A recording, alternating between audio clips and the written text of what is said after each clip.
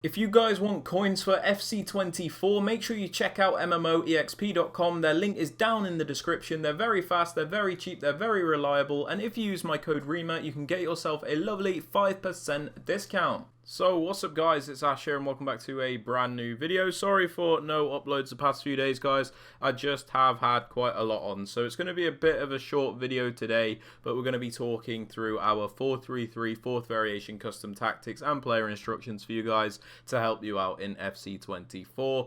Just before we get into the video guys, as always I would very much appreciate it if you could drop it a thumbs up as it does really help me out. Also sub to the channel if you are new. And yeah guys, with all that aside, let's get right into today's video. Alright then guys, so starting off with the tactics for the defensive style, we have this on balance. Now this is the same with every formation. I like balance because it gives me the best control over my defense. So when I want to press I can, and then when I want to drop off and be a bit more passive I can also do that. Moving on to the defensive width guys, I have this on 47. This is so it can at least be like slightly narrow and compact, but we still maintain some width to cover the wider areas for when an opponent goes down the wing. For the depth guys, I have this on 60. I like 60 depth because I get the high defensive line, but my players aren't always constantly pressing when I don't want them to. If you have this on 71 depth, it can be very overpowered, but if you don't have the most meta of defenders, a lot of the time your players will get pulled out of position. So if you use 71 depth, I do recommend having the best of the best defenders. Moving on to the build-up play guys, we have this on balanced, as again, I find balance to be the most consistent, the most varied, and the best way to build up the play. When you use balance, you can pick and choose between playing slow, playing fast, or whatever you want to do. So I like balance as it gives you the best variety to switch things up.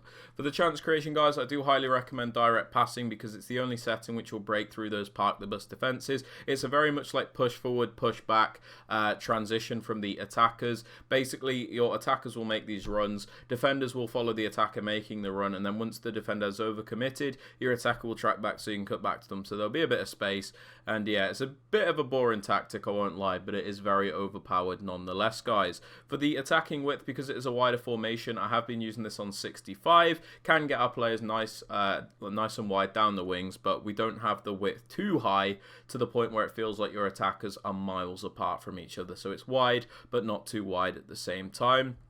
For the players in the box guys, I have this on 6 at the moment, so we can get a few players into the box without overcommitting the entire team of course. And then for the corners and the free kicks, we just have these both on 2 at the moment, but you can do whatever you want with that. Moving on to the player instructions guys, on the striker we just pop them on stay central and get in behind. We don't really need them drifting out wide if we do have wingers in the formation, so we keep them in the middle. And then we also have them on getting behind so we can utilize their pace to get in behind those defensive lines.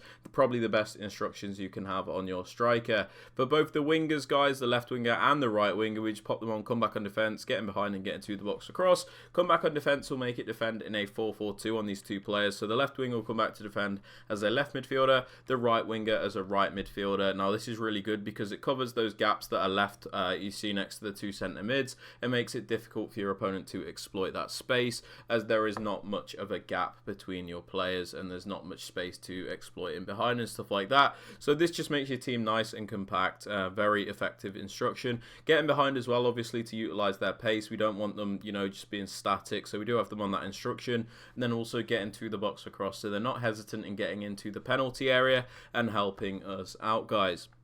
Moving on to the cam, we just pop them on, get into the box across. Again, this is so they're not hesitant in getting into the penalty area. A very useful instruction. We don't actually pop them on, come back on defense, as I feel like we need someone other than the striker to at least stay forward in case we win the ball back. Now for the right centre mid guys, the more defensive of the two midfielders in my case, we just pop them on stay back and cover centre. Stay back, so obviously we don't commit this player forward. We need that balance in the midfield. We need one to stay back. And then we also pop them on cover centre to cover those central areas, as we don't need them to cover the wing since we've got the wingers coming back to do that. For the left centre mid guys, we use a more box-to-box style player, so we leave them on the default settings so they have the freedom to attack and defend, so we don't restrict them all that much, and then just cover centre so that they will cover those central areas, a bit like the other centre mid. For the fullbacks guys, whichever one the most attacking one is, in my case it's the left back Udogi, we just pop them on balance, attack and overlap to really stretch out the opponent's defence, give us that wider option and to give us an extra angle when we are attacking. I really do enjoy having at least least one attacking fullback. And then for the other fullback guys, the more defensive one, in my case the right back, we pop them on stay back and overlap, so we always have at least 3 defenders back at a time, but when we send them on the run forward, like the left back, they'll make the overlapping runs to give us that extra width. For the 2 centre backs, leave them alone, and the keeper, I also leave them alone. But yeah guys, they're my tactics and instructions for the 4-3-3 fourth variation. If you have enjoyed or found this useful, please be sure to drop it a thumbs up, sub to the channel if you are new, and don't forget to turn on notifications. And with all that aside guys, hope you have a great rest of your day, and I'll catch you all in the next video. Peace out guys.